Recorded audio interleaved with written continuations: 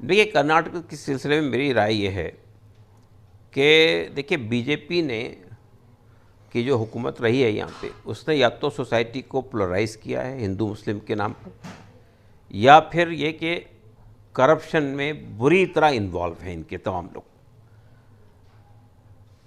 ऐसी सूरत में एक ऐसी गवर्नमेंट जो मुल्क के कॉन्स्टिट्यूशन का जो बुनियाद है कि इस मुल्क में सेकुलरिज्म और इस मुल्क में जमहूरियत बाकी रहनी चाहिए, एक ऐसी पार्टी जो सोसाइटी को पोलराइज कर रही है, डिवाइड कर रही है, या जो समाज के जो बुनियादी सवालात हैं आम आदमी के, रोज़गार का इशू है, डेवलपमेंट का इशू है, महंगाई का इशू है, इन सब सवालों पर जो है बीजेपी डिलीवर करने में नाकाम रही है पूरी तरह से। तो देखिए, यहाँ कर्नाटक के लोगों का सिर्फ एक मुद्दा होना चाहिए, और वो मुद्दा ये होना चाहिए कि आने वाले इलेक्शन में बीजेपी को इक़्तिदार में नहीं आना है, पावर में नहीं आना है।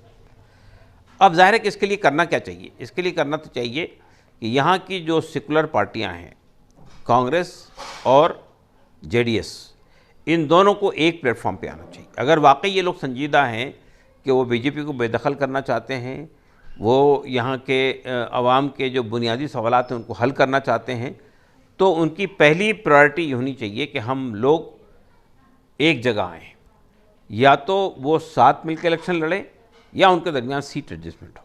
इसलिए अगर उनके दरमियान वोटों में तकसीम होगी तो फिर उस सूरत में बीजेपी को फ़ायदा मिलेगा।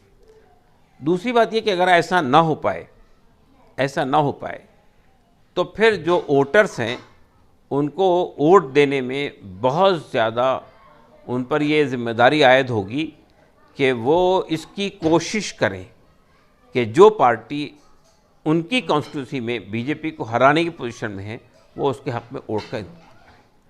हमारा ख्याल ये है कि यहाँ पर ज़ाहिर बात है कि कांग्रेस पार्टी बुनियादी जो फाइट है वो कांग्रेस और बीजेपी के दरमियान है।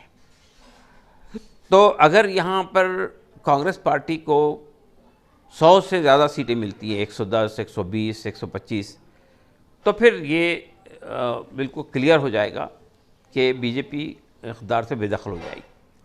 लेकिन अगर उसको बीजेपी कुछ सीटें कम पड़ती है तो फिर जिस तरह से वो मैनेज करते हैं, जिस तरह से तोड़ फोड़ होती है, जिस तरह से पार्टियाँ अफराद बिकते हैं, वो तो हम देख ही रहे हैं। महाराष्ट्र में भी देखा है और मुल्क के मुख्तलिफ हिस्सों में देख रहे हैं। तो यहाँ की आवाम की बहुत ही यानी होशमंदी का मुजाहरा करना चाहिए उनको, बहुत ज़्यादा उनको यानी पॉलिटिकल विजडम का सबूत देना चाहिए और अपने वोट को ज़ाय होने से बचाना चाहिए। देखिए, मैं अभी भी ये मान के चलता हूँ पूरे मुल्क में अक्सरियत उन लोगों की है जो बीजेपी के मुखालिफ हैं, लेकिन चूँकि सेकुलर पार्टियों के दरमियान सरफुटव्वल होता है, सेकुलर पार्टियों के दरमियान वोटों की तकसीम हो जाती है, उसका फ़ायदा बीजेपी को मिल जाता है।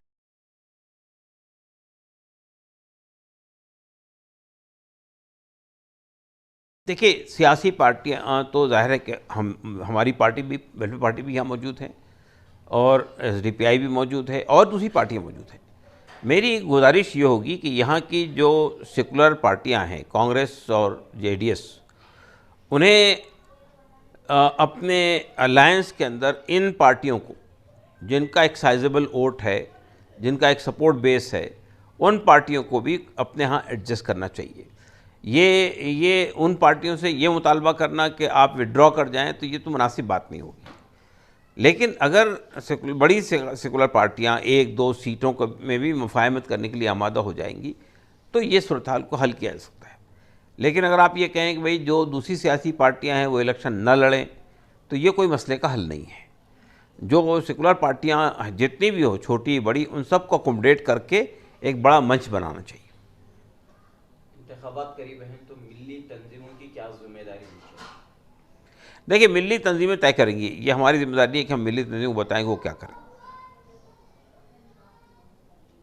बेदारी के ताल्लुक से और वोटिंग फीसद का जो मामला रहता है उसमें इजाफे के लिए नहीं, ये काम तो बिल्कुल होना चाहिए, ऐसे वोटर्स फोरम बनने चाहिए पूरे मुल्क में।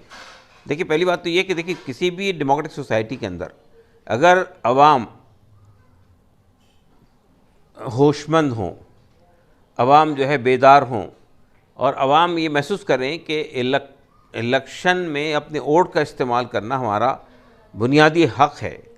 और देखिए, अगर आप इलेक्शन में हिस्सा नहीं लेते, इसका मतलब ये कि आप मुल्क की सियासत में या तो दिलचस्पी नहीं रखते हैं या आपको इससे कोई मतलब नहीं कौन पावर में आता है। यही वजह है कि हमारे मुल्क के अंदर सियासत जो है वो क्रिमिनलाइज हो रही है, वो कम्युनलाइज हो रही है, उसमें अपॉर्चुनिस्ट लोग आ रहे हैं।